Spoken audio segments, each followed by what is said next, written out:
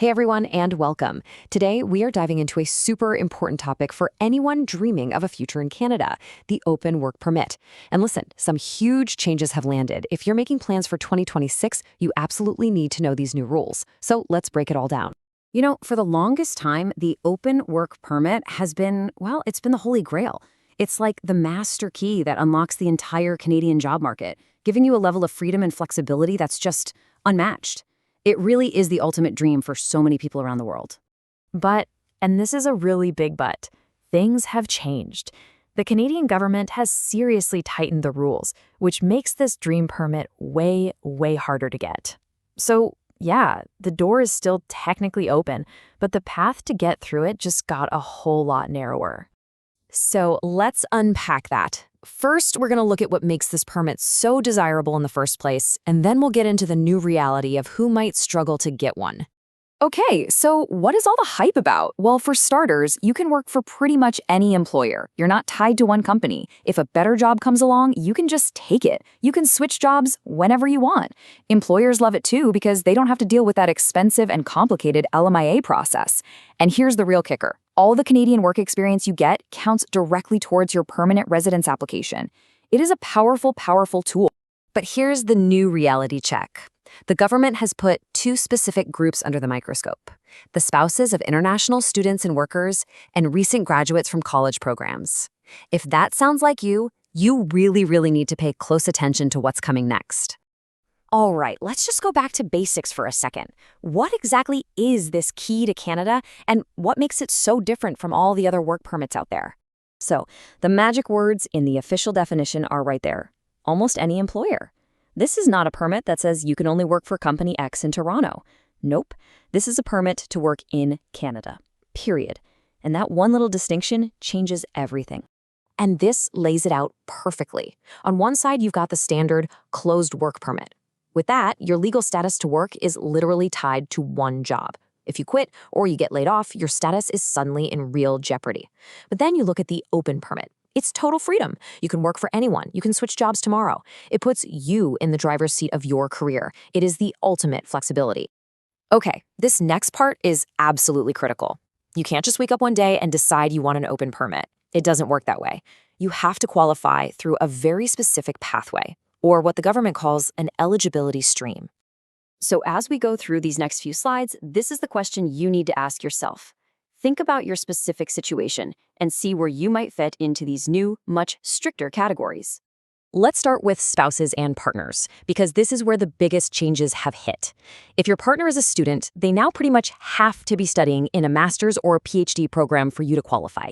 And here's the big alert. Spouses of most regular college and undergraduate students, you're no longer eligible. That is a massive shift. Okay, what if your partner is a worker? Well, they need to be in a high-skilled job. That means a tier category of 0, 1, 2, or 3. Think managers, professionals, or technical roles. The one other path here is for those applying for spousal sponsorship from inside Canada who can often work while they wait. Now, what about for the students themselves? This is the Post-Graduation Work Permit, or PGWP. If you're graduating from a university with a bachelor's, master's, or PhD, you're generally still in a good spot. But here comes the other huge alert. If you are a college graduate, your program of study is now everything. You absolutely have to graduate from a program that leads to a job in a specific labor shortage field. We're talking healthcare, the skilled trades, or STEM. A general arts diploma from a college, unfortunately, probably won't cut it anymore. Now, there are a couple of other major streams to know about. There's the Bridging Open Work Permit, or BOWP. This is basically for people who have already applied for PR and are just waiting for that final decision. Then there's the fantastic International Experience Canada, or IEC program. You've probably heard of it as a working holiday. This is for young people from countries that have special agreements with Canada, like the UK, Australia, France, and many others. All right, let's talk about the practical stuff. The two things everyone always wants to know about. How much does this cost, and how long does it take? The main number you need to burn into your memory for the government application fee is 255 Canadian dollars. Let's look at how they get to that number. So that $255 total is actually made of two fees. You've got the standard work permit processing fee of $155. Then, just for the privilege of it being an open permit, there's an extra $100 open permit holder fee. The key is you have to pay both of these upfront. On top of that, you might have an $85 biometrics fee if you haven't given your fingerprints and photo in the last 10 years. Okay, so you've figured out your stream, you know the costs, and you are ready to apply. What do you actually do? Let's walk through it step by step. Step 1, you have to confirm your anchor eligibility. This is your reason for applying. Are you the spouse of a PhD student, a PR applicant? You need to have that proof ready to go. Step 2, prepare all your documents. That means gathering things like marriage certificates, your spouse's permit, pay stubs, everything you need to support your claim. Step 3, you'll go online to the government's GCKey portal. You'll create an account, answer a bunch of questions, and it will generate a personalized document checklist just for you. And finally, step 4, pay those fees and hit submit. Just make sure you pay that full $255 fee to avoid any delays.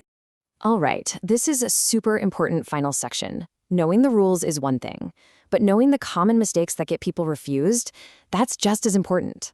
Let's look at the biggest traps you can fall into. The first and maybe the most common trap is relying on an ineligible anchor person. This happens when you tie your application to someone, like your spouse, who doesn't actually meet the new, stricter requirements themselves. If their status isn't solid, your application sinks right along with it. Here's a perfect real-world example. Let's say you apply as the spouse of a worker. Now, your spouse has a valid work permit, which is great, but they're working as a cashier or a barista. Under these new rules, that's a Tier 4 job, and it's no longer considered high-skilled enough. So because their job doesn't qualify, your application for an open work permit will be refused. This is a classic refusal scenario right now. And the second major trap is a brand new one. It's catching a lot of college graduates off guard, and it's all about that field of study mismatch for the post-graduation work permit. So picture this. You've just successfully graduated with a 2-year college diploma in, say, general arts. Just a few years ago, that would have been totally fine for getting a PGWP. But today, because general arts isn't on that specific list of in-demand jobs like healthcare or trades, the application is going to be refused. It just goes to show you how much your specific field of study matters now. So we'll end with this question for you. With all these rules getting stricter, how will you plan your path to Canada? You know, the road to getting this incredibly flexible work permit is still there, but it's more complex and demanding than ever. The key is no longer just wanting to come. It's about carefully and strategically planning your education and your career choices to fit perfectly into one of these new narrow streams. Definitely something to think about. Thanks for watching.